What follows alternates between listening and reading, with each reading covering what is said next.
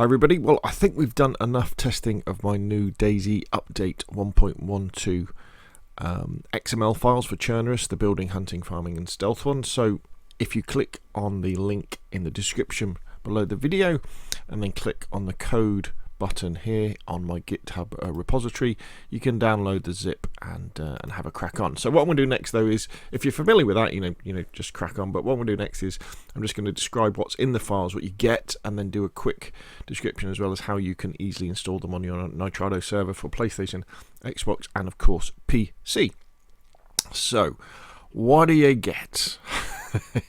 Okay, first thing, make sure you read the README, because it's very important that you understand that these are modded files and they've got limited testing, so there may well be mistakes, there may well be bugs, they may well break your server. So make sure you make backups. So what do you get? Well, you download them, as I say, and you upload them over the top of your existing XMLs, and then you restart your server and the new stuff will start to happen. So items will spawn in pristine. The new Witches' Night event bonfires will spawn as well around the map in various places with the witches' stuff around them, you know, the noses and the cloaks and that stuff. There's more animals. There's loads of M3S trucks full of building stuff, loads of them. There's one at almost every single potential spawn point on the map. The cars come complete with survival stuff. And the Olga basically comes with a fishing rod and a couple of hooks. The Gunter, the hatchback, comes with the Blaze hunting rifle with the scope and some ammo, and the Sarker comes with the spade, lime and some packs of seeds.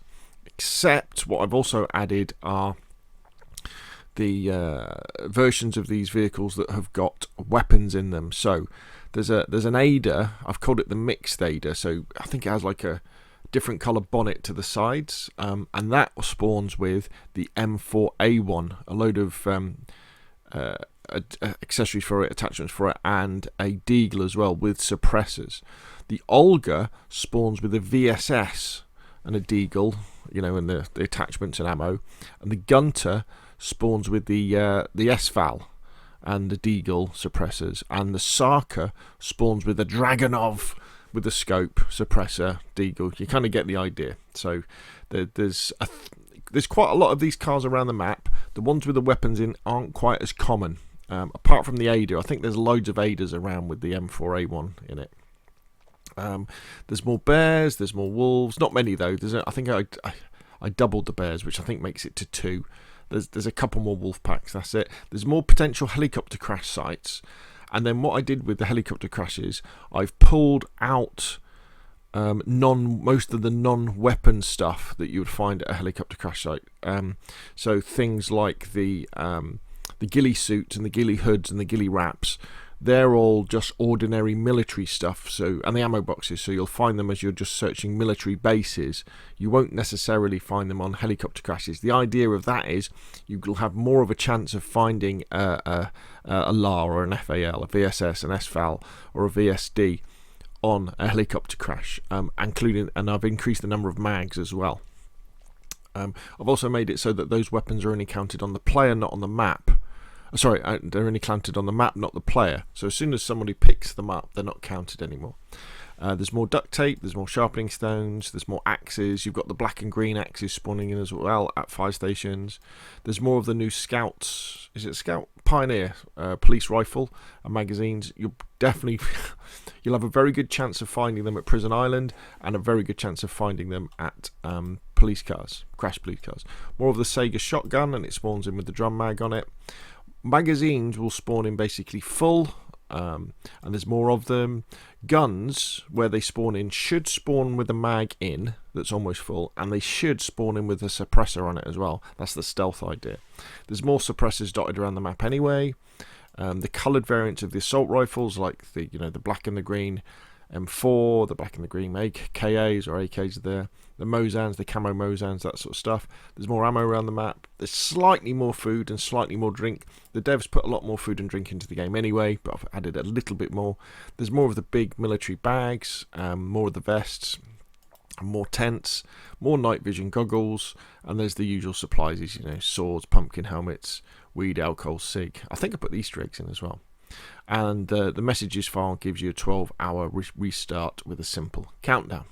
So that's what you get. So what do? So you download the code and you download the zip, and you unzip that on your hard drive somewhere, and you want to go over to your server. You want to go into the web interface for the server, and quite simply you're just uploading the things that are on there. So if we look at the file, there's CFG spawnable types, there'll be events, messages, and types. That's all there is. So it's very, very easy to install. So you go down to the file browser, you go into the DayZ missions folder. On Xbox and PlayStation it's very near the top. On PC you've got to dig down a bit to get to the DayZ missions folder. Go into Chernarus. Remember, these are optimized for Chernarus, not Livonia or any other maps. Now in the first folder, this is where you put the CFG spawnable types. So you go upload file, upload it onto the top of these. Then you go into the DB folder, and this is where you would upload the events, the types, and the messages folder. And I think that's all of them, isn't it? Types, messages, events, CFG spawnable types. That's it, and that's all you've got to do. And once you've done that, just restart the server, and then depending on the population of players on your server will be how long it takes to update these. So as people are playing on it, old items will despawn, new items will spawn in their place, and you'll get the new items start to appear. The more people play around on the server, play around with items on the server. So say you've got some older vehicles that haven't got the stuff in them. If people are playing around with them, they won't despawn and allow a new one to spawn in. But I'd always recommend you do that. Obviously, if you do a reinstall, then you can get everything to spawn in at once. But you don't need to do that. You don't need to wipe everybody's progress. There we go. You'll find a link to the GitHub in the description below the video. If you found the video useful, hit like. If you want to see more of the same, press subscribe, and I will of course see you again soon.